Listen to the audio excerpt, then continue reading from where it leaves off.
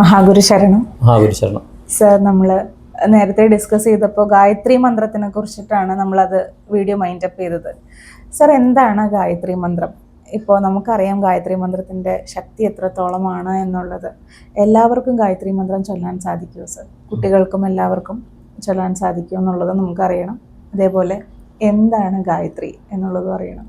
മഹാഗുരു ശരണം. ഗായന്തം ത്രായതേ ഇത് ഗായത്രി. ഇപ്പൊ ചോദ്യകർത്താവിന്റെ പേരും ഗായത്രി എന്നാണ്.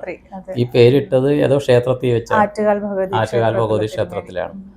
ആ ഗായത്രി എന്ന് പേരിട്ട തിരുമേനിക്ക് അറിയാമായിരുന്നു എനിക്ക് ഇതിൻ്റെ ഇതെന്താണെന്ന്. പക്ഷേ മകൾക്ക് ഗായത്രി എന്ന് പേരിട്ടതിൻ്റെ ആന്തരികാർത്ഥം എന്താണെന്ന് ഒരുപക്ഷെ രക്ഷകർത്താക്കൾക്ക് അറിയില്ലായിരിക്കും. ഈ ഗായത്രി എന്ന് മന്ത്രം ചൊല്ലുമ്പോൾ ഗായന്തം ത്രായതേ, ആ ചൊല്ലുന്ന ആളെ ഉയർത്തുന്നു എന്നാണ് ഗായത്രിയുടെ. പല ദേവതകൾക്കും ഗായത്രി ഉണ്ട്. ഇപ്പോൾ നാഗരാജായ വിദ്മഹേ സർപ്പരാജായ ധീമഹി തന്നോ അനന്ത പ്രചോദയ, അത് പല രീതിയിൽ ചൊല്ലുന്നുണ്ട്. സർപ്പത്തിൻ്റെ ഇതിൻ്റെ എല്ലാം ഉണ്ട്. പക്ഷേ നമ്മൾ പൊതുവായിട്ട് പറയുന്നത് വിശ്വാമിത്ര ഗായത്രിയാണ്. അത് സൂര്യഗായത്രി എന്നും പറയും. ഇത് എൻ്റെ ഗുരു പറഞ്ഞു തന്നിട്ട്, ഇതിന് വേറെ വ്യാഖ്യാനങ്ങളുണ്ടോ എന്ന് അറിയില്ല. കാര്യം നമ്മൾ സോഷ്യൽ മീഡിയ പറയുമ്പോൾ വളരെയധികം സൂക്ഷിക്കണം. ബാക്കി എല്ലാവരും പണ്ഡിതന്മാരാണ്. പറയുന്ന കേൾക്കുന്ന ആളും ഇത് ഒഴിച്ച് ബാക്കി എല്ലാവരും പണ്ഡിതന്മാരാണ്. എൻ്റെ ഗുരു പറയുന്നതനുസരിച്ച് വസിഷ്ഠ മഹർഷിയും വിശ്വാമിത്ര മഹർഷിയായിട്ട് എപ്പോഴും തർക്കങ്ങളാണ്, തർക്കവിതർക്കം. കാര്യം വസിഷ്ഠ മഹർഷിയുടെ അധീനതയിലാണ് കാമധേനു എന്ന് പറയുന്ന പശു. അപ്പോൾ ഇതിനെ പല രീതിയിലും അഴിച്ചെടുക്കാൻ വിശ്വാമിത്ര മഹർഷി നോക്കുന്നുണ്ട്. വിശ്വാമിത്രൻ ശരിക്കും ഒരു രാജാവായിരുന്നു എന്നാണ്, രാജർഷി എന്നാണ് അദ്ദേഹത്തിന് പറയുന്നത്. വസിഷ്ഠ മഹർഷി ബ്രഹ്മർഷിയാണ്, ബ്രഹ്മത്വം കിട്ടിയ ആളും. അപ്പോൾ പല രീതിയിലും ഇത് കിട്ടാനായിട്ട് ഇവർ തമ്മിൽ യുദ്ധം വരെ നടന്നിട്ടുണ്ടെന്ന് പറയണം. പക്ഷേ ഒരു തരത്തിലും വസിഷ്ഠ മഹർഷീനെ തോൽപ്പിക്കാനായിട്ട് വിശ്വാമിത്ര മഹർഷിക്ക് സാധിക്കുന്നില്ല എന്ന്. ഇത് വാമൊഴിയായിട്ട് എനിക്കറിവുള്ളതാണ് കേട്ടോ, ഏത് പുരാണം എന്താണെന്നൊന്നും എനിക്കറിയില്ല. അപ്പോൾ ലാസ്റ്റ് അദ്ദേഹം തപസ് ചെയ്തു, സൂര്യനെ മറ്റു തപസ് ചെയ്തിട്ട് ലാസ്റ്റ് ഗായത്രി മന്ത്രം ഇദ്ദേഹത്തിന് ഗായത്രി ദേവി പ്രത്യക്ഷപ്പെട്ട് ഇത് കിട്ടിയെന്നാണ്. കാര്യം ഭൂമിയിലാണല്ലോ ഈ സംഭവം നടന്നത്. ഭൂമി ആശ്രയിച്ചിരിക്കുന്ന സൂര്യനെയാണ്. സൂര്യൻ എന്ന് പറയുന്ന ഗ്രഹത്തിൽ പ്രത്യക്ഷം ആയിട്ട് ആശ്രയിച്ചാണ് ഇരിക്കുന്നത്. അപ്പോൾ ഭൂമിയുടെ ഊർജ്ജദാതാവ് മെയിൻ സൂര്യനാണ്. അപ്പോൾ അതുകൊണ്ട് ഈ സൂര്യഗായത്രി എന്ന് പറഞ്ഞിട്ട് അതിൻ്റെ ധ്യാനമുണ്ട്. ധ്യേയ സദാ സവിത്രമണ്ഡല മധ്യവർത്തി നാരായണ സരസിജാസന സന്നിവിഷ്ട കൈയൂരുവാൻ മകരകുണ്ടലവാൻ കിരീടികാരി ഹിരണ്മയവ ബോദ്ധത ശംഖചക്ര എന്നാണ് ധ്യാനം. അപ്പോൾ അതിനു മുമ്പ് ഇതിന് നമ്മൾ പരമ്പരാഗതമായിട്ട് ഗായത്രി ദീക്ഷ ലഭിച്ച് ഉപാസന ചെയ്യുന്നൊരു വ്യക്തിയിൽ നിന്നാണെങ്കിൽ നമുക്കതിൽ അംഗന്യാസം കിട്ടും. കാര്യം കേശാദിപാദം അംഗചലനമുണ്ട്. കാര്യം നമ്മുടെ പല മർമ്മ പോയിൻസും ടച്ച് ചെയ്യണതാണ് അംഗന്യാസം എന്ന് പറയുന്നത്. അതുപോലെ ദിഗ്ബന്ധമുണ്ട് അതിനകത്ത്. ദിഗ്ബന്ധം എന്ന് വെച്ചാൽ ഈ അഷ്ടദിക്പാലകന്മാരുണ്ടല്ലോ, അഷ്ടദിഗ്ബന്ധം വെച്ചിട്ടാണ് ഈ ഗായത്രി ഉപാസന ചെയ്തത്. അത് ദിഗ്ബന്ധം എന്ന് പറഞ്ഞാൽ എനിക്ക് തോന്നുന്നത് ഈ ഓറ ആക്റ്റീവ് ചെയ്യാനുള്ള ഒരു പരിപാടിയാണെന്ന് തോന്നുന്നത്. മനസ്സിലായോ? ലാസ്റ്റ് ഇങ്ങനെ ഒരു ഇത് ചെയ്യും, മനസ്സിലായി? അത് ലാസ്റ്റ് ചെയ്യുന്ന ഒരു ടെക്നിക്കെന്ന് പറഞ്ഞാൽ ഇങ്ങനെയാണ് ചെയ്യുന്നത്. ഇതെല്ലാത്തിനും ഉണ്ട് കേട്ടോ. ലളിതാ സഹസ്രനാമം, വിഷ്ണു സഹസ്രനാമം ഒക്കെ ചെല്ലുമ്പോഴും ഇതുണ്ട്. പക്ഷെ ഗായത്രിക്ക് പ്രത്യേകമായിട്ടുണ്ട്. ഇത് ചൊല്ലിക്കഴിഞ്ഞാൽ അത് കഴിഞ്ഞിട്ട് വേണം ഗായത്രി ചൊല്ലാൻ. അപ്പോൾ സാധാരണഗതി പറയും, ഇപ്പോൾ ഞങ്ങളൊക്കെ ഉപനയനം കഴിഞ്ഞപ്പോൾ 28, 56, 108 ചൊല്ലാൻ പറയും. 1008 അല്ലെ 10,008, 10 ലക്ഷം പ്രാവശ്യം ഗായത്രി ജപിച്ച് കഴിഞ്ഞാൽ സിദ്ധി കിട്ടും എന്നൊക്കെ പറയണം. പക്ഷേ ഇതിലേറ്റവും വലിയ ഇതെന്ന് വെച്ചാൽ പലരും ചൊല്ലും, പക്ഷേ കോൺഷ്യസ് ഒരിടത്തായിരിക്കും, സബ് കോൺഷ്യസ് വേറെ ഇടത്തായിരിക്കും. ബോധത്തോടെ ചൊല്ലണം നമ്മൾ. അതാണ് മെയിൻ. നമ്മൾ എന്താണ് ഓം ഭൂർഭുവ സ്വഹാ തസ്സവിതുർവരേണ്യം ഭർഗോദേവസ്യ ധീമഹി ധിയോ ന പ്രചോദയാത്. ഇത് സാധാരണ പറയുന്നത്. ഇതിൽ ആരോഹണ അവരോഹണമുണ്ട്. ഈ ആരോഹണ അവരോഹണം പല മന്ത്രങ്ങൾക്കും വരുന്നിരിക്കണം എന്ന് വെച്ചാൽ ഈ ആരോഹണ അവരോഹണവും നമുക്ക് ശ്രദ്ധിച്ചേ ചൊല്ലാൻ പറ്റുള്ളൂ. മനസ്സിലായ ആ കാര്യം? അവിടെ ഒരു ശ്രദ്ധ വേണം. പക്ഷേ അത് അല്ലാണ്ട് ചൊല്ലാനായിട്ട് ശ്രദ്ധയൊന്നും വേണ്ട. ഇപ്പോൾ സരിഗമ പദനിസ പറയണ പോലെ. പക്ഷേ അതിൻ്റെ സ്വരസ്ഥാനം വെച്ചിട്ട് പറയണമെങ്കിൽ അത് ശ്രദ്ധിച്ചാലേ പറയാൻ പറ്റുള്ളൂ, ഇല്ലെങ്കിൽ പോകും. അപ്പോൾ ആ ശ്രദ്ധ വന്നു കഴിഞ്ഞാൽ പ്രത്യേകിച്ച് മനസ്സ് കോൺസെൻട്രേറ്റ് ആവും. ഏറ്റവും വലിയ ബുദ്ധിമുട്ട് നമ്മുടെ ബോധ മനസ്സിനെ കോൺസെൻട്രേറ്റ് ചെയ്യാൻ. മനസ്സിലായ? സബ് കോൺഷ്യസ് ആണ് ഇതെല്ലാം. നമ്മൾ എല്ലാവരും പറയും ഞങ്ങൾ ലളിത സഹസ്രനാമം ചൊല്ലുന്നുണ്ട്, നാരായണീയം ചൊല്ലുന്നു. എനിക്ക് നാരായണീയം കാണാണ്ടറിയാം, ഭഗവത്ഗീത കാണാണ്ടറിയാം, ഇതെല്ലാം കാണാണ്ടറിയാമെന്ന് പറയും. പക്ഷേ ഇതെല്ലാം ചൊല്ലുന്നത് സബ് കോൺഷ്യസ് മൈൻഡാണ്. ആ സമയത്ത് നമ്മൾ ഇയാളോടൊരു ചോദ്യം ചോദിച്ചാൽ അല്ലെങ്കിൽ നമ്മളൊരു ചുമച്ചാൽ ഇയാളുടെ ആര് ചൊല്ലുന്നു, ഇപ്പം ഞാനാണെങ്കിൽ പോലും എൻ്റെ ശ്രദ്ധ തിരിക്കുന്ന എന്തെങ്കിലും ഒരു കാര്യം അവിടെ സംഭവിച്ചാൽ ഞാൻ എന്താ ചൊല്ലിക്കൊണ്ടിരിക്കണമെന്ന് ഞാൻ മറന്നുപോകും. കാര്യം എന്താ വെച്ചാൽ ഇത് ചൊല്ലുന്ന ഉപബോധ മനസ്സാണ്. പല കാര്യങ്ങളും ബൈഹാർട്ട് ചെയ്ത് കഴിഞ്ഞാൽ ചൊല്ലുന്ന ഉപബോധ മനസ്സാണ്. അപ്പോൾ ഗായത്രി ബോധപൂർവം ചൊല്ലുക, ഒരു പ്രാവശ്യമെങ്കിലും ബോധപൂർവം ചൊല്ലുക. അപ്പോൾ ഇത് പറയുമ്പോൾ ഗുരു പറഞ്ഞു തന്ന വേറെ ഈ ഗായത്രിയുടെ പവർ എന്താണെന്നുള്ളതിന് ഗുരു പറഞ്ഞു തന്ന ഒരു ഉദാഹരണമുണ്ട്. ഈ ചതുർമാസം എന്ന് പറഞ്ഞിട്ടുണ്ട്. ഈ 4 മാസം നവരാത്രിക്ക് മുമ്പാണ് ഈ 4 മാസം എന്ന് പറഞ്ഞാൽ കറുത്തവാവ് തൊട്ട് വെളുത്തവാവ് വരെയുള്ള ആ കാൽക്കുലേഷനാണ്. ഒരു കറുത്തവാവ് തൊട്ട് കറുത്തവാവ് വരെ. ഇപ്പോൾ രാമായണത്തിലും പറയുന്നുണ്ട് ചതുർമാസ കാലത്ത് യുദ്ധമൊന്നും ഇല്ലാണ്ടിരുന്നു രാമൻ. ആ സമയത്താണ് സുഗ്രീവൻ ബാലിയെ കൊന്നിട്ട് ഇത് പോയത്. ആ സമയത്ത് ചതുർമാസത്തിന് ഇരിക്കുകയാണ്. പിന്നെയും സുഗ്രീവനെ കിട്ടാഞ്ഞിട്ടാണ് ലക്ഷ്മണനെ സുഗ്രീവൻ്റെ രാജധാനിയിലേക്ക് അയച്ച് സുഗ്രീവൻ പ്രശ്നം ഉണ്ടാകും. അത് ചതുർമാസ കാലഘട്ടമാണ്. രാമനൊന്നും തീരുമാനം എടുക്കാണ്ടിരുന്നു. ഇത് ഇവർക്കും നടക്കും. സന്യാസിമാർ ചെയ്യും. അവരെങ്ങും പോകാണ്ട് അവരുടെ തപോബലം കൂട്ടാനാണ് ഇത് ചെയ്യുന്നത്. അപ്പോൾ സാധാരണ ഒരു പ്രാവശ്യം ഇതാണെങ്കിൽ അടുത്ത പ്രാവശ്യം വേറെ അടുത്താണ് ചതുർമാസം ചെയ്യണത്. ഇപ്പോഴത്തെ സ്വാമിജിമാർ ചില ക്ഷേത്രങ്ങളിലാണ് ചെയ്യുന്നത്. അവിടുത്തെ ഇതായിട്ട് അവർ ചെയ്യുകയാണ്. അപ്പോൾ ഈ വിശ്വാമിത്ര മഹർഷി ആതിഥേയത്വം വഹിച്ച് വസിഷ്ഠമൂർത്തി വിശ്വാമിത്ര മഹർഷിയുടെ ആശ്രമത്തിൽ വന്നിട്ട് ചാതുർമാസം ചെയ്തു. അനന്ത ചതുർദശിക്കാൻ മറ്റാണ് ചാതുർമാസം തീരണമെന്ന് തോന്നുന്നു. എൻ്റെ ഓർമ്മ ഇത് പറയുകയാണ്, കറക്റ്റ് എനിക്കറിയില്ല. അപ്പോൾ അത് കഴിഞ്ഞ് പോകുമ്പോഴത്തേക്കും അനുഗ്രഹം കൊടുക്കും. അപ്പോൾ വസിഷ്ഠ മഹർഷി പറഞ്ഞു, ഞാൻ ഈ ഗായത്രി ചൊല്ലിയതിൻ്റെ ഈ ചതുർമാസ കാലത്ത് ചൊല്ലിയ ഗായത്രിയുടെ ഒരു ഗായത്രിയുടെ അംശത്തിൻ്റെ അതിൻ്റെ ഫലം താങ്കൾക്ക് കിട്ടാനായിട്ട് ഞാൻ സങ്കല്പം ചെയ്ത് അനുഗ്രഹിക്കുന്നു എന്ന് പറഞ്ഞു. ഞാൻ വിശ്വാമിത്രൻ പറഞ്ഞു, ഇതാ നീതിയാണ്. ഞാൻ താങ്കളുടെ ആശ്രമത്തിൽ വന്നപ്പോൾ ഞാൻ ആ ചതുർമാസ കാലത്ത് ചൊല്ലിയ കംപ്ലീറ്റ് ഗായത്രിയുടെ അനുഗ്രഹം താങ്കൾക്ക് തന്നിട്ടാണ് പോയത്. താങ്കൾ ഒരെണ്ണം മാത്രം തന്നു, അതെന്ത് പരിപാടിയാണ്, ഇത് ശരിയല്ല എന്ന് പറഞ്ഞിട്ട് മഹാവിഷ്ണുവിനെ കാണാൻ പോയി. മഹാവിഷ്ണുവല്ല, ശിവനെ കാണാൻ പോയി. ശിവനെ കാണാൻ പോയപ്പോഴത്തേക്കും ശിവൻ പറഞ്ഞു, ഓക്കെ, ഇതിന് എനിക്ക് ഇത് ചെയ്യാൻ പറ്റുകയില്ല, മറുപടി തരാൻ പറ്റുകയില്ല. ഇതിൽ ഒരു 3 പേര് സാക്ഷികൾ വേണം. അത് 1 വേണ്ടത് സൂര്യനാണ്, 2 വേണ്ടത് അനന്തനാണ്, 3 വേണ്ടത് വരുണനാണ്. ഈ 3 പേരുണ്ടെങ്കിൽ ഇതിലൊരു തീരുമാനം എടുക്കാൻ പറ്റുള്ളൂ. എനിക്ക് ഒറ്റയ്ക്ക് ഇതിൽ എടുക്കാൻ പറ്റുന്നില്ല എന്ന് പറഞ്ഞു. പിന്നെ വിശ്വാമിത്രൻ പറഞ്ഞു, അത് ഞാനിപ്പോൾ ശരിയാക്കി തരാമെന്ന് പറഞ്ഞ് ഇദ്ദേഹം പോയി സൂര്യനെ വിളിച്ചു. സൂര്യൻ പറഞ്ഞു, ഇതൊരു കെട്ടുകഥയായിരിക്കാം കേട്ടോ, ഇപ്പോൾ ആൾക്കാർ ഇതിൻ്റെ താഴെ വന്ന് എവിടെയാണ് പറഞ്ഞിരിക്കണതെന്നൊക്കെ ചോദിക്കും. സൂര്യൻ പറഞ്ഞു, ഞാൻ വരാം, പക്ഷേ എൻ്റെ പകരം ഡ്യൂട്ടി ആര് ചെയ്യും എന്ന് ചോദിച്ചു. ഓക്കെ, അനന്തൻ്റെ അടുത്ത് ചെന്ന് അനന്തൻ പറഞ്ഞു, ഞാനും വരാം, പക്ഷേ മഹാവിഷ്ണു യോഗനിദ്യയിൽ പള്ളി കൊള്ളണ്ടേ, അതിനാരും ഇരിക്കും. അതും ശരി. ലാസ്റ്റ് വരുണൻ്റെ അടുത്ത് വന്നപ്പോൾ വരുണൻ പറഞ്ഞു, ഞാൻ വരാം, പക്ഷേ എൻ്റെ ജലത്തിൻ്റെ ഡ്യൂട്ടി നോക്കണ്ടേ, ആരുണ്ടോയെന്ന് ചോദിച്ചു. ഉടനെ വസിഷ്ഠ മഹർഷിയോട് പറഞ്ഞു. വസിഷ്ഠ മഹർഷി പറഞ്ഞു, ശരി, ഞാൻ ശ്രമിച്ച് നോക്കട്ടെ എന്ന് പറഞ്ഞു. അപ്പോൾ സൂര്യനെ വിളിച്ചു. അപ്പോൾ സൂര്യൻ പറഞ്ഞു, ഞാൻ പോയി കഴിഞ്ഞാൽ ആര് വരും? അപ്പോൾ അദ്ദേഹം പറഞ്ഞു, എൻ്റെ ചെവിയിലെ കുണ്ടലങ്ങൾ ഞാൻ വെച്ചോളാം എന്ന് പറഞ്ഞു പകരം. മനസ്സിലായ? ഓക്കെ, എന്നാൽ ഇപ്പോഴാണെന്ന് പറഞ്ഞാൽ മതി, ഞാൻ വന്നോളാം. ശരി. അടുത്തത് മഹാവിഷ്ണുവിൻ്റെ അവിടെ പോയി. അപ്പോൾ അനന്തൻ്റെ അടുത്ത് അനന്തൻ ഇത് തന്നെ പറഞ്ഞു. അപ്പോൾ അദ്ദേഹം പറഞ്ഞു, എൻ്റെ യോഗദണ്ഡുണ്ട്, തൽക്കാലത്തേക്ക് അത് വെച്ചൊന്ന് അഡ്ജസ്റ്റ് ചെയ്താൽ മതി. ശരി, അത് മതി, വന്നേക്കാമെന്ന് പറഞ്ഞു. വരുണൻ്റെ അടുത്ത് പോയി. വരുണൻ്റെ അടുത്ത് പോയപ്പോൾ ഇത് പറഞ്ഞപ്പോൾ പറഞ്ഞു, എൻ്റെ കമണ്ടലും ഉണ്ട്, അത് വെച്ചാൽ മതിയെങ്കിൽ അത് ചെയ്യാം. ശരി, ഞാൻ വരാമെന്ന് പറഞ്ഞിട്ട് ഇദ്ദേഹം ശിവൻ്റെ അടുത്ത് പറഞ്ഞിട്ട് പോയി, ഞാൻ പറഞ്ഞിട്ടുണ്ട് അവിടെ എൻ്റെ ഇത് വെച്ചോളാം, ഇവിടെ യോഗദണ്ഡ് വെച്ചോളാം, ഇവിടെ കമണ്ടൽ വെച്ചോളാം എന്ന് പറഞ്ഞിട്ടുണ്ടെന്ന് പറഞ്ഞു. അപ്പോഴാണ് വിശ്വാമിത്രന് തെറ്റ് മനസ്സിലാകുന്നത്. അപ്പോൾ ശിവൻ പറഞ്ഞു, ഇപ്പോൾ മറുപടി കിട്ടിയില്ലേ. അപ്പോൾ ഇദ്ദേഹം ഒരു പ്രാവശ്യം ചൊല്ലിയാൽ അത് ചൊല്ലിയതാണ്. വിശ്വാമിത്രൻ കംപ്ലീറ്റ് ചൊല്ലി. അപ്പോൾ ഈ ഗായത്രി ചൊല്ലുമ്പോൾ നമ്മൾ ബോധത്തോടെ ചൊല്ലുക. പലരും പറയാറുണ്ട്, ഞങ്ങൾ 108 ചൊല്ലി, 1008 ചൊല്ലി, 10 ഒരു കാര്യമില്ല. കാര്യം എന്താണെന്ന് വെച്ച് കഴിഞ്ഞാൽ ഗായത്രി ചൊല്ലുമ്പോൾ ഒരിക്കലും എത്ര ചൊല്ലി എന്ന് അറിയില്ല. ഗായത്രി ചൊല്ലാനിരുന്നാൽ, എനിക്കറിയാം, എൻ്റെ ഗുരു പറഞ്ഞു തന്നാൽ, നീ എണ്ണോ ഒന്നും നോക്കണം, നിനക്ക് ചൊല്ലാൻ പറ്റുന്നത് ബോധത്തോടെ ഇരുന്ന് ചൊല്ലാൻ പറയും. മനസ്സിലായോ? കാര്യം പല മന്ത്രസിദ്ധികളിലും ഉണ്ട്. ഇപ്പോൾ എഴുത്തിനിരുത്തുന്നുണ്ട് കുട്ടികളല്ലേ.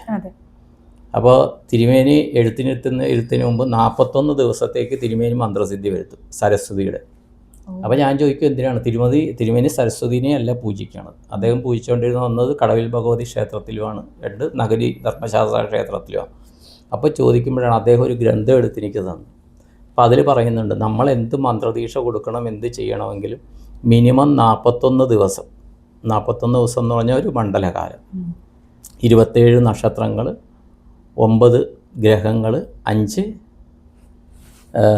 പഞ്ചഭൂതങ്ങൾ, ഇത് ചേർന്നാണ്. 2 സൂര്യമാസവും ചാന്ദ്രമാസവും തമ്മിലുള്ള വ്യത്യാസമാണെന്നും, നക്ഷത്രമാസവും സൂര്യമാസവും നക്ഷത്രമാസവും തമ്മിലുള്ള വ്യത്യാസമാണെന്ന് പറഞ്ഞാൽ 365, ഇത് 27 × 12, അത് തമ്മിലുള്ള വ്യത്യാസമാണ് 41 എന്നും പറയുന്നുണ്ട്. പക്ഷേ ഈ 41 ദിവസത്തിൻ്റെ തിരുമേനി പറയുന്നത് എന്താ വെച്ചാൽ 27 നക്ഷത്രങ്ങൾ വരുന്നു, അതിൽ 9 ഗ്രഹങ്ങൾ വരുന്നു. അപ്പോൾ 27 നക്ഷത്രങ്ങൾ വരുമ്പോൾ ഈ 12 രാശികൾ കവർ ചെയ്യും, 9 ഗ്രഹങ്ങളും വരുന്നു, പഞ്ചഭൂതങ്ങളും വരുന്നു. ഇതാണ് നമ്മുടെ ജീവിതത്തിനെ സ്വാധീനിക്കുന്നത്. അത് ഈ 41 എന്ന് പറഞ്ഞ് സങ്കല്പിച്ചിട്ട് നമ്മൾ ചെയ്തു കഴിഞ്ഞാൽ പ്രയോജനം കിട്ടും. ഗായത്രി തന്നെയാണെങ്കിൽ ഒരു ഗായത്രി, ഒരു ദീക്ഷ എടുത്തിട്ട് ആ ഒരു ഗായത്രി ഫുള്ള് അംഗന്യാസം ഉൾപ്പെടെ ബോധത്തോടെ 41 ദിവസം ചൊല്ലാൻ പറ്റിയാൽ ഈ ആളിൽ നല്ല മാറ്റങ്ങൾ വരും. ബോധത്തോടെ ചൊല്ലണം. ആ സമയത്ത് സാധാരണ കഷണ്ടിക്ക് മരുന്ന് കൊടുത്തിട്ട് കുരങ്ങിനെ ഓർക്കരുതെന്ന് പറഞ്ഞ പോലെ അവസ്ഥ വരും. അത് വന്നു കഴിഞ്ഞാൽ പോയി.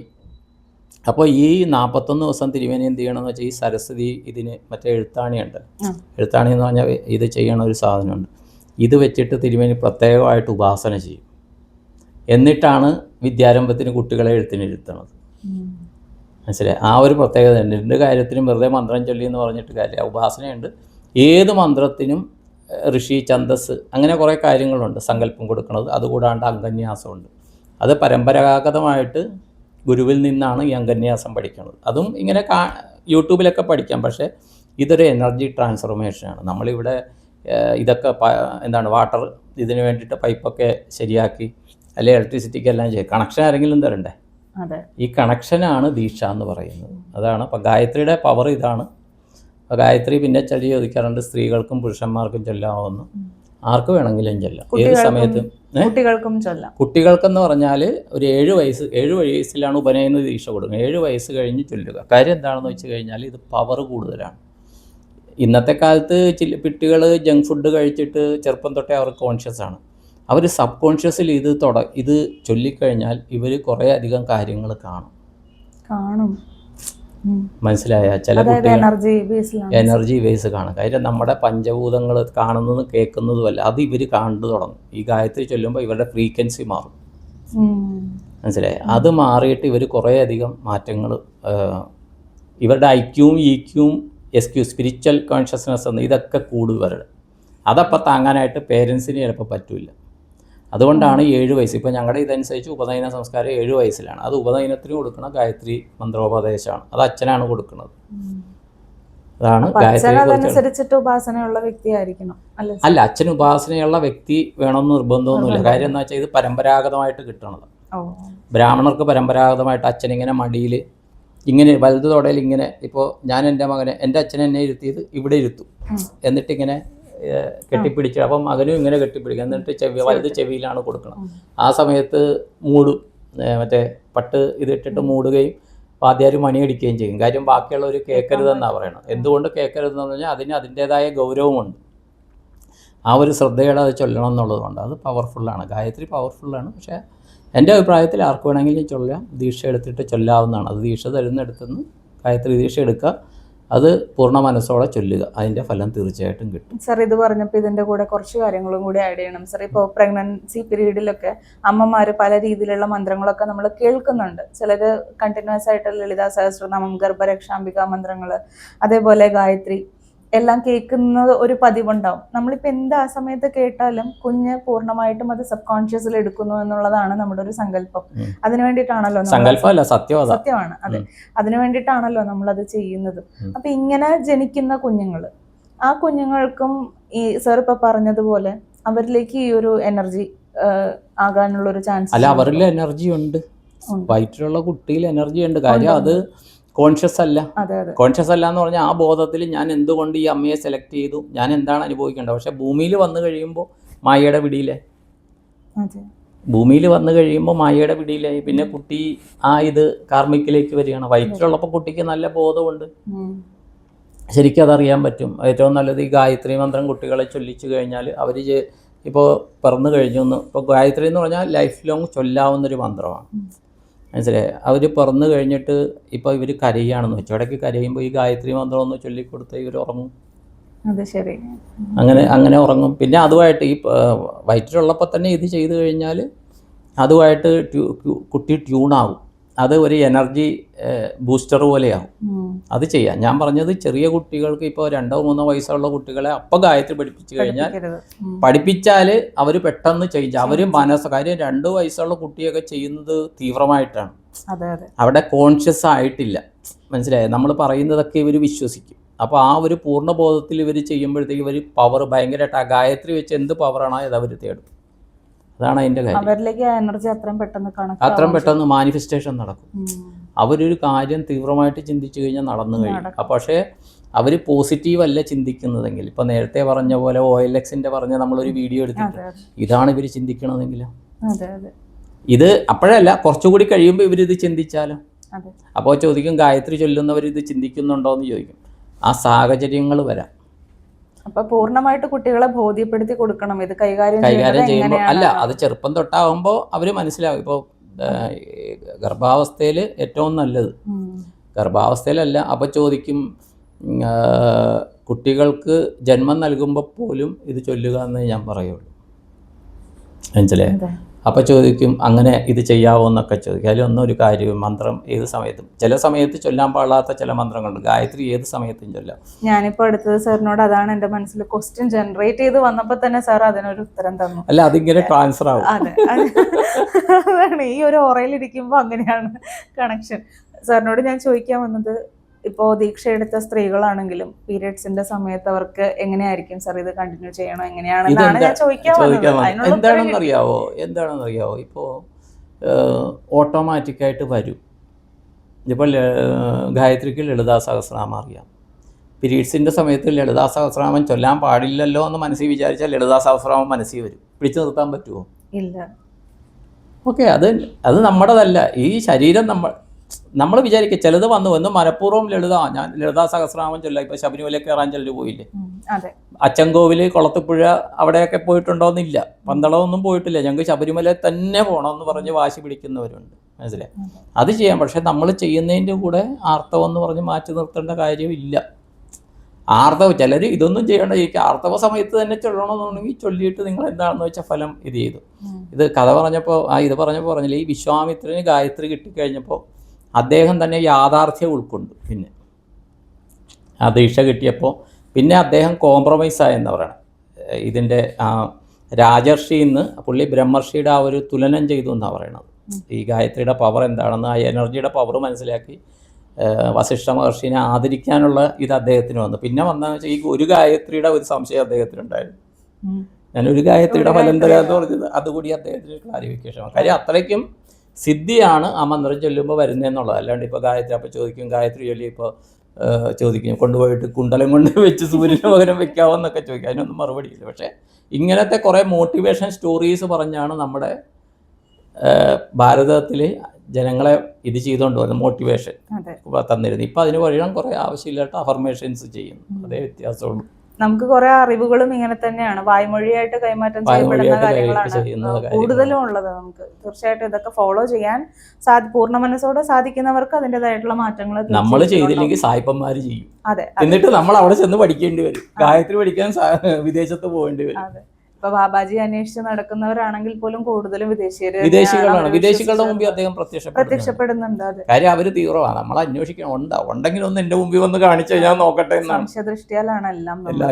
അതെ, അവര് പരിപൂർണമായിട്ട് വിശ്വസിച്ച് അത്രയും ഡെഡിക്കേറ്റഡ് ആയിട്ട് 3 മണിക്കും 3:30ക്കും ബ്രഹ്മമുഹൂർത്തത്തിൽ എഴുന്നേറ്റ് ധ്യാനം ചെയ്ത് അങ്ങനെ ഫോളോ ചെയ്ത്, അത് അവരുടെയൊക്കെ ഒരു കൾച്ചർ എന്ന് വെച്ച് കഴിഞ്ഞാൽ ഞാൻ കേട്ടിട്ടുണ്ട്, അവരൊരു കാര്യം ചെയ്യുകയാണെങ്കിൽ അതിനൊരു കണ്ടിന്യൂഷൻ ഉണ്ടാവും. നമ്മൾക്ക് പലർക്കും ഇല്ലാത്തൊരു കാര്യം കൂടിയാണ് അത്. അതുകൊണ്ടിട്ടാണ് അവർക്ക് അതൊക്കെ അറ്റൻഡ് ചെയ്യാൻ പറ്റുന്നത്. നമ്മുടെ കൈപ്പിടിയിലായതുകൊണ്ട് നമ്മൾ ചെയ്യുന്നില്ല. ഇതൊക്കെ നമ്മുടെ കൈപ്പിടിയിലാണ്, അതുകൊണ്ട് നമ്മൾ ചെയ്യുന്നില്ല. നമുക്കതിന്റെ മൂല്യം മനസ്സിലാക്കാം. അത് ഇതുവരെ സാധിച്ചിട്ടില്ല. കാർമ്മികം ഉണ്ടല്ലോ. അതെ, തീർച്ചയായിട്ടും. അപ്പൊ നന്ദി, നമസ്കാരം. നന്ദി.